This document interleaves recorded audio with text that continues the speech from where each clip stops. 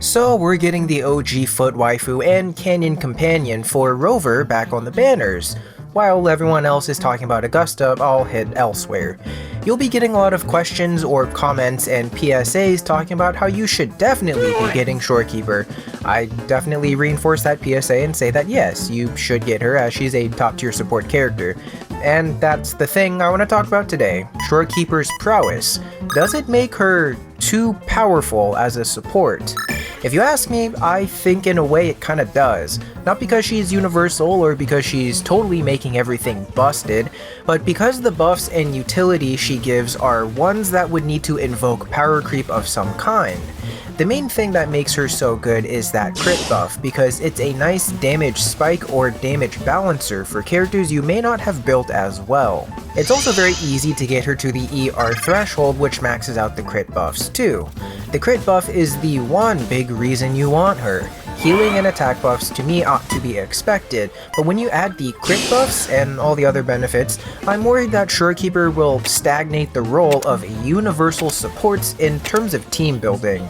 My hope is that Kuro will find a way to give universal supports more ideas to rival Shorekeeper's highly acclaimed abilities outside of just granting bigger crit values than her. Kartathea presented a problem for most supports, and it's that she's a HP damage scaler. Shorekeeper with her crit buffs aren't tied to that, which means it's detached from attack scaling, so even someone like Kartathea will get benefits, unlike Verena for comparison, where she is useless for Kartathea because she provides only an attack buff. Man, I don't know what to take no more, man. Okay, let's just de-escalate. Nobody's messing with your head. Nobody's messing with your head. Get out of me! Let's just put... No, nobody's messing with your head. It was at this point where I noticed a problem with how Shorekeeper is, and how semi-problematic other scaling units are for non-attack scaling buffers and healers. Regardless of whatever anyone does or scales with, Shorekeeper will almost forever be a mainstay on your teams, unless we get some wonky teams that play with crit values or something. I'm not sure how they do it, but the silver lining of this is that places like the Somme Noir and events like Fantasies of the Thousand Gateways gave unique ideas of cool effects and support things. I'm not asking for Shorekeeper to go away either, I'm just pointing out that when you look at every guide, Shorekeeper is the single support for that role and has remained constant ever since her release.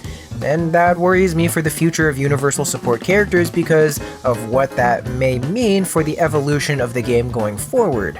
Power crept numbers or singular type teams, which we've already seen with characters like Lupa and the Fusion team, Chacona and Erosion teams, and Zani with Frazzle. Like I said, they already have a lot of tools at their disposal and have experimented with a lot of them in a good chunk of their modes. I really hope that whenever we get another universal supporter, that their first thought to tackle Shorekeeper's supremacy isn't just bigger numbers. But until the day comes, this is also another reminder to get Shorekeeper if you don't have her yet, and if you really care about meta or damage numbers and stuff. Her design and voice acting work alone is enough in my opinion, but come on, look at those feet!